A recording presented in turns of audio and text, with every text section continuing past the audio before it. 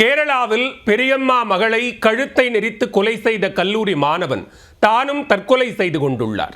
வீட்டில் திருடியதை தாயிடம் கூறியதால் பகையை வளர்த்து தீர்த்து கட்டிய சம்பவத்தில் நடந்தது என்ன?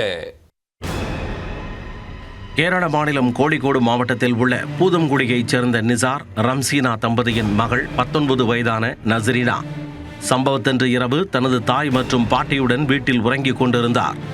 அப்பொழுது அங்கு சென்ற நஸ்ரீனாவின் உறவுக்கார இளைஞரான அத்னான் வீட்டின் பின்புறம் வழியாக உள்ளே நுழைந்துள்ளார். போகும்போது தனது அடையாளம் தென்படாமல் இருக்க சிசிடிவி கேமராவை திசை திருப்பி வைத்து வீட்டிற்குள் புகுந்தவர் தனியாக உறங்கிக் கொண்டிருந்த நஸ்ரீனாவின் மீது வெறிச்செயலை காட்டி அவரது கழுத்தை நெரித்து துடிக்க துடிக்க கொலை செய்துள்ளார். அப்பொழுது மகளின் அலறல் சத்தம் கேட்டெழுந்த நிசார் அத்னானின் வெறிச்செயலை கண்டு கத்தி கூச்சலிட்டுள்ளார். சத்தம் கேட்டு அக்கம்பக்கத்தினர் கூட்டம் கூட அதில் தப்பியோட முடியாமல் உள்ளே மாட்டிக்கொண்ட அத்னான் மற்றொரு அறைக்குள் சென்று கதவை உள்ளிருந்து தாளிட்டு கொண்டார். எப்படியாவது உயிரை திரும்ப கொண்டு வர முடியாதா என நஸ்ரீனாவை தூக்கி கொண்டு மருத்துவமனைக்கு சென்றுள்ளனர். ஆனால் அவர் ஏற்கனவே உயிரிழந்து விட்டதாக மருத்துவர்கள் கையை விரித்தனர்.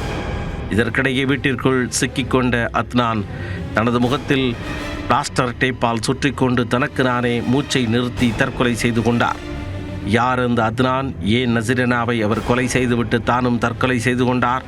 அத்னான் நஸ்ரீனாவின் பெரியம்மா மகன் ஆவார். அண்ணன் உறவு முறையான இவர் சிறிது நாட்கள் நஸ்ரீனாவின் வீட்டில் தங்கி கல்லூரிக்கு சென்று வந்தார்.